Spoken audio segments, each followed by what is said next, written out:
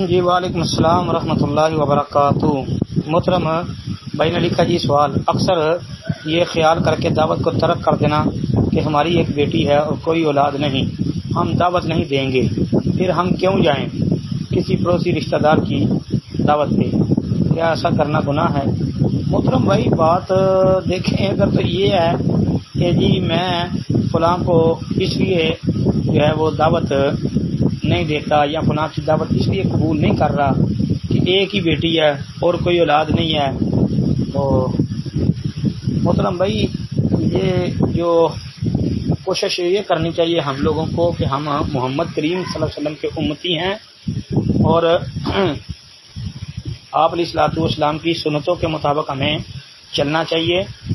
دعوتیں کرتے رہنا چاہیے، ایک دوسرے کو کھانے پہ بلانا چاہیے، اپنے عزیزوں کو، رشتہ داروں کو، جو اپنے اچھے تعلقات والے ہیں ان کو، اور بلکہ میں تو سمجھتا ہوں کہ کبھی کبھی جو مسجد کے نمازی ہیں وہ سارے مسجد کے نمازیوں کو کبھی چاہے اپنی حیثیت کے مطابق تھوڑی سی چیز سے دعوت دے دو، ان کو بھی بندہ دعوت دے،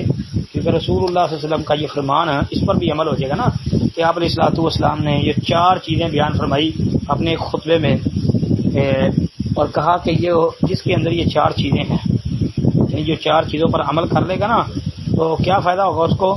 کہ اللہ کی جنت میں سلامتی کے ساتھ چلا جائے گا، جو بڑا معروف خطبہ ہے آپ کا۔ فرمایا یا ایھا الناس افشوا السلام واطعموا الطعام وصلوا الارحام وصلوا باللیل والناس نیام تدخلوا الجنۃ ربکم بسلام۔ تو یہ اطعموا الطعام، ایک دوسرے کو کھانا کھلاؤ، تو ایک دوسرے کو کھانا اس لیے کھلانا، کبھی آپ کسی کو دعوت پہ بلا لو، کبھی کوئی آپ کو دعوت پہ بلا لے، اسی طرح عزیزوں کو بلا لو، رشتہ داروں کو، اپنے بچوں کو، اپنی بہنوں کو، بھائیوں کو، اور کبھی کبھی اپنی نمازیوں کو دعوت دے دو مسجد کے، جی کبھی وہ آپ کو دعوت دے دیں، اس طرح یہ سلسلہ چلنا چاہیے۔ اور اس میں یہ نہیں کہ ضروری کہ دعوت پہ بہت زیادہ خرچ کریں گے تو تب ہی جناب نام روشن ہوگا، اللہ کی رضا کے لیے دعوت دینی ہے تو اللہ رب العالمین کی خاطر اس کو راضی کرنے کے لیے دعوت دینی ہے، انشاءاللہ اس کے اندر جتنا زیادہ خلوص ہوگا اور اپنی حیثیت کے مطابق جتنا کر سکیں گے اس پہ انشاءاللہ فائدہ ہوگا۔ اس میں یہ ہے کہ آپس میں پیار محبت بھی بڑھتا ہے، رسول اللہ صلی اللہ علیہ وسلم کی سنت حدیث کے اوپر عمل بھی ہوتا ہے، تو یہ بڑا اچھا عمل ہے۔ اور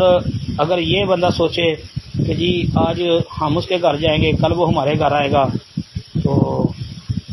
پھر کئی بچے کہتے ہیں لو جی ہم کسی کے گھر جاتے ہی نہیں، ہم نے اب کون سا کسی سے کچھ لینا ہے۔ کئی لوگوں کا یہ خیال ہوتا ہے کہ ہم کسی کے ہاں شادی پہ نہیں جاتے، کس لیے شادی پہ نہیں جا رہے؟ صرف اس وجہ سے کہ ہمارے تو سارے بچے شادی شدہ ہو گئے ہیں، اب ہمارا تو کوئی آگے ہے نہیں جس کی ہم نے شادی کرنی ہے، تو ہم جائیں گے تو دے کے آئیں گے، تو کل کو ہم نے لینا کہاں ہے؟ یعنی یہ سوچ جو ہے، یہ سوچ جناب محمد کریم صلی اللہ علیہ وسلم والی سوچ نہیں ہے، اس لیے یہ چیزیں چھوڑ کے تو آپس میں اخوت بھائی چارے کو قائم رکھتے ہوئے بندہ اگر یہ کام کر لے، سنت محمد صلی اللہ علیہ وسلم کو سمجھ کے یہ کام کرے تو انشاءاللہ فائدہ ہوگا۔ السلام علیکم ورحمۃ اللہ۔